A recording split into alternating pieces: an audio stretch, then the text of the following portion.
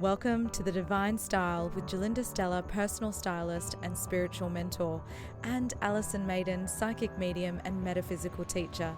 Each episode we share spiritual lessons to cultivate self-love and self-expression so you can become the best version of you. Today, Alison and I have a very special guest. We're going to be talking about the field known as chiropractic. So, yes. And I'd like everyone to meet Dr. Matt. He's my chiropractor. I'm claiming him, by the way, because she's been hogging him all the time. time. I have actually. I have had told lots of people about you, though, Dr. Matt. So thanks, Alison. Appreciate it. So we'd love to talk to you a lot about your field, how you got into it. But I just have to say how astounded I was when I came to you. Now, I'm an old girl, so I've been around a bit. Vintage. I've been to quite a few chiropractors in my day, but I had a pain that no one could shift, and you managed to do it. And I've never actually had your type of chiropractic before, so I was fascinated by that, because there's different types, or people work in different ways, obviously, in your field, as most people do in different fields. But first of all, let's hear about how you came into it and how you got into that particular type of treatment. Sure, happy to. Well, I've been seeing a chiropractor since I was a little kid. My parents took me to the chiropractor. It was just kind of part of the routine, and I just went. It was just something that we did, and the guy was funny, and I felt good afterwards, and it was really helpful for a lot of the sports that I was doing. I was a competitive swimmer and runner, and then for a period I stopped going, and then when I was at university in Brisbane, I had a bad motorbike accident. Got hit by a car won, I didn't, and went through the whole medical process, lots of scans and x-rays, and the medical doctors said, oh look, you're pretty cooked and you won't play sport properly again, and your back is wrecked for life. And to me, as a 21-year-old, I didn't really jive with that. That wasn't really part of my life plan. So my mum said, well look, let's go back to the chiropractor, and I was like, oh man, I'm sore, I don't really want to go. And I went in there and he kind of did his thing, and I walked out like $55 lighter and didn't feel any different. And I was like, well, that was a waste of time. But that night was the first time I actually went to the toilet unassisted in weeks, because my mum had to come down and look after me, as mums do. And so I thought, oh, there might be something to this. So then I just pestered this guy like over and over and over. And eventually I think he got sick of the questions and said, look, you want to figure this out, go and study it. So I finished up my degree in neuroscience. Really, that was only going to lead to more study anyway. So I was like, okay, what path do I go? Well, let's go and figure out this chiropractic thing. And I haven't figured it out, but I'm loving it anyway. So, yeah. Amazing. You're still working on it. Yeah, still working on it every day. The more I learn about the body, the less I know. Oh wow! So it is quite magic, isn't the body phenomenal? Just everything about it. It's got its own intelligence. It knows so much about itself. It's very cool to work in that field. What about in terms of when you think of when you're working with clients? Where do you find that you enjoy it most? Like what sort of when someone comes in, because obviously you're doing it to help people. Yeah? Sure. Look, the best thing that I find is trying to figure out that access point of what is it that the person really wants to have change in their life, and then being able to find the path that's the most gentle and is going to achieve maximum results. Because people get stuck in patterns, whether it's a thought pattern or a movement pattern or a behavioral pattern. It's like a plane that's not allowed to land. Something's gone glitchy, and the airport controller is saying, no, you can't land, and they're up here and they're going, okay, fine. And so it's protective. And my job is to find out, okay, where's that stuck pattern? How can we improve that communication between the ground and the plane, and then allow them to come back together? Wow. And sometimes that's through working with the musculoskeletal system. Sometimes it's working through people's belief structures. All of that is incorporated. And then if it's beyond my capabilities, well then we help direct people onto those that can help them there as well. So working with other healthcare providers. You said something interesting there too, and exactly what you said as well, around that you try to do it as gently as possible. I think when people hear the word chiropractor, they instantly think, he's going to crack my back. Yeah. So can you explain a little bit about that, and what are the fears that people have when they do hear cracks or clicks? I mean, some people can just crack their back anyway. They don't need a chiropractor to do it. When you get older, you just crack everywhere. Absolutely. Yeah, look, that's something that I hear really often. And, I don't need to see a chiropractor because I can crack my own back. And, well, the question is, is the sound that your spine making, well, what is that? What do you guys think? So true. Well, I kind of do you know this? I think, isn't it the air pockets that are trapped in between them? Yeah. That's right. And when you move them, they actually pop a little bit. That's the sound. That's right. Yeah. Oh, really? So it's gas within the joint, Oh. okay? And when the joint is moved in a certain way, sometimes those gas bubbles actually collapse into one bubble, and then that makes a noise, all right? But it's not the sign of a successful adjustment. It's not the sign of bones moving in and out of place. It's not, it being shifted or anything like that. It's just a sound from the joint. Does it tend to happen more when people get older? Because I swear I'm It cracking gives you more. a sense of satisfaction. It's like You might be a crack addict. So, Is that the first time you've been called that? It is actually, so I'll take that one on board though. I think it's the fact that it's actually moving that makes it feel better, that you're actually You're moving right. the joint. I look at it as opposed to, say, something being out of place, think of it as more like a hinge, Yeah. on a gate. And, when the hinge has been out in the weather and it's got a bit of rust and you've hit it with your Hilux a few times and the cow's kicked it, it's not going to move real well, right? It's going to be jumpy, it might make some noise. And so that's like people's bodies when they haven't looked after it. Yeah. And as we've done more trips around the sun, we get more weathered. All right. And what was interesting is that you said it wasn't your back that you went for, it was your hip. Yeah, and so that's right. But I very quickly, So it's not just backs. no, I think it's got to do with the whole balance of the body, isn't it? Really. That's right. Yeah. And look, there's lots of different styles of chiropractic, and really, people have just got to find what works for them. Yeah. There's more structural based care, there's more energetic based care. All of it is working with the innate ability of the body to heal itself, because it's self-healing and self-regulating. All right, and it strives towards balance, provided we give it the right environment to do that. And everything is connected. Your foot's connected to your knee, your knee's connected to your hip, and then your hip is connected to your spine. Yeah. And a lot of what we do is figuring out, okay, this person's suffering, they're in pain, they've got some sort of need that they need fulfilled, and they want some sort of function returned. So it's not about their back pain, really. It's not about their headache. Maybe it's, well, I can't concentrate properly, which means I'm worried I'm going to lose my job. Wow. Or, my hip hurts, but it's because I'm lifting up my kid, and if I can't lift up my kid, then I can't console them, and then I feel like a bad mum. And so we're really trying to help people restore function back in their life, not remove pain. Because the best thing at removing pain quickly is drugs. But that's like putting your phone on silent. It's still going to ring. You just don't hear it. Yeah. Wow. And the drugs weren't doing it for me, to be honest with you. Yeah. The crack wasn't working. Could be something to do with that. But I think too that my background was paramedic for 10 years. I had an injury from that job, lifting, and a bad injury. I ripped the trapezius off the bone in my shoulder. Oh. And so my back then had to compensate, and this is 30 years ago, my back had to compensate for not being able to use that muscle properly, because there's a lot of scar tissue in there. So, and as we know, scar tissue doesn't move.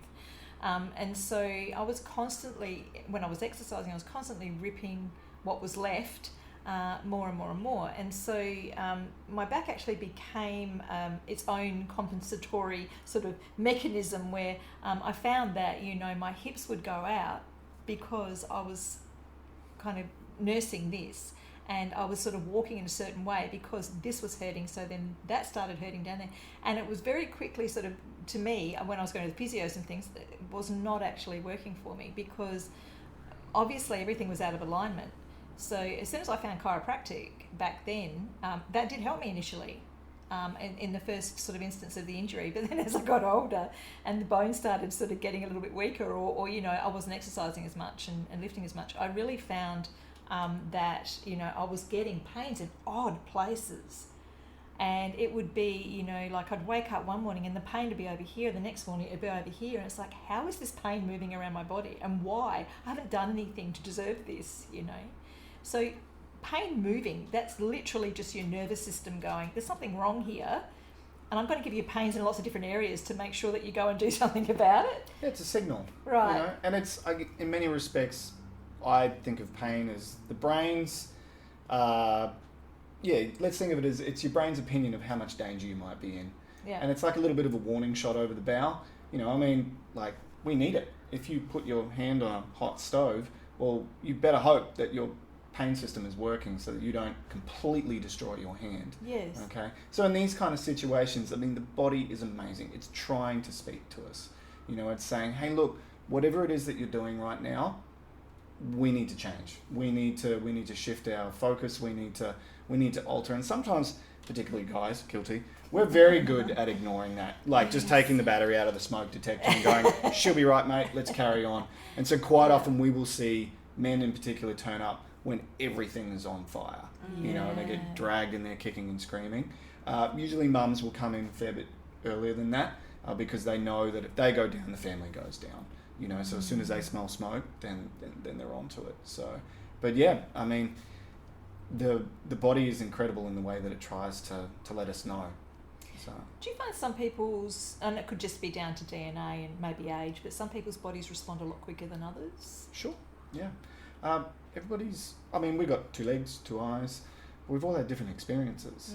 If we go all the way back to when we're born, there's things that have happened to us as children that will influence us greatly as adults, both mentally and physically. Some people are faster responders. I find sometimes in practice, people will have a hardware problem, so maybe there is something physically injured, all right, which is going to take a period of time to heal. And other times, it's a software problem, and they tend to respond much quicker. These are people where you adjust them, 1 or 2 times, and they get up and they're like, I'm 90% better.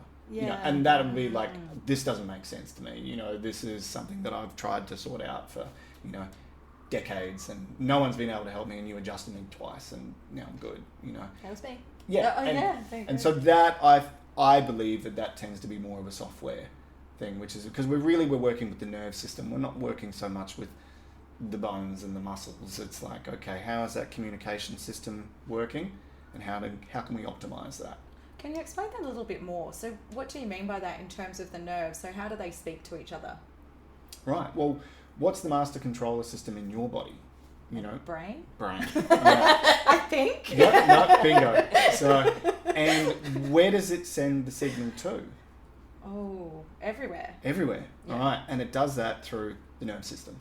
Right. So every cell, organ, and gland in your body is connected to the nerve system. And when we get physically stressed, chemically stressed, or emotionally stressed, usually all 3, all right, that will then start to influence how well that communication network functions. All right. And so all of these little pokes and prods and tests that we do when you come and see us is about talking to that nerve system and going, okay, where is that dysfunction? How can we help clear that so that this network can do its job? All right. And when it's doing its job properly, you'll heal faster. That's phenomenal. It sounds like magic to me. It really does. It feels like magic. I know. So you're just putting little points on the back of your legs, and you know exactly where to go and what to do. And I find that absolutely fascinating. Well, your body's actually telling me. Right. It's the same as, you mentioned a little while back that, well, you fixed me. And it's like, well, technically, no. You fixed yourself. You healed yourself. I was just there to help guide you back onto the path that your body wants to walk.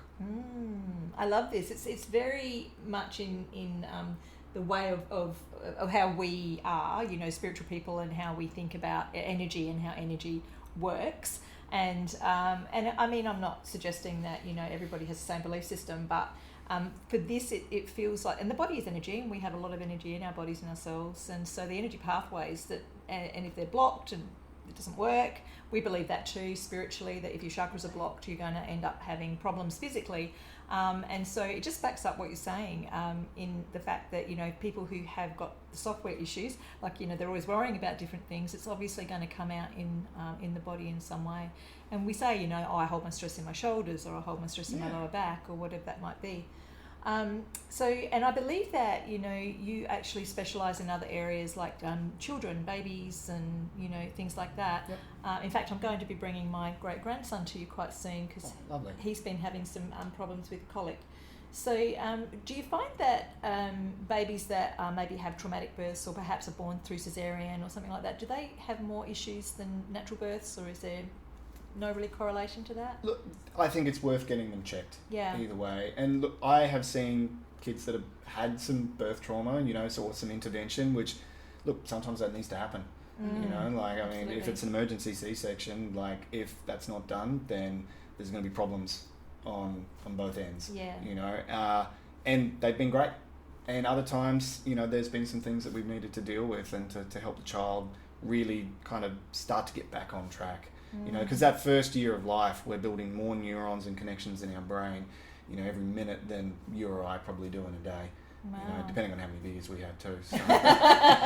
Not me, I'm crap, remember? Yeah. But children are infants are sponges. That's when the modelling of the brain and the architecture is formed.